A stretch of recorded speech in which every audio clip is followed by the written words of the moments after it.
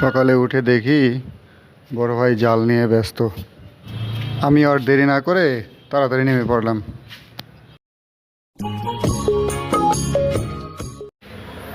Tractor দিয়ে চাষ হচ্ছে, সেই ছোট্টবেলার কথা মনে পড়ে গেল। মাছ পাই আর না পাই, আনন্দটাই যেন বেশি পাইতেছি। যাই হোক, কিছু মাছ পাইলাম।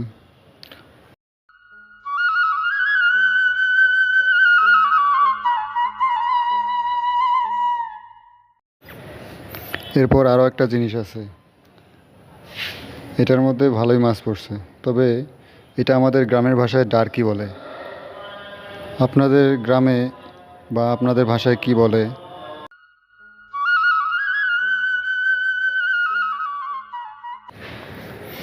মাছ পেয়ে ওরাও অনেক খুশি।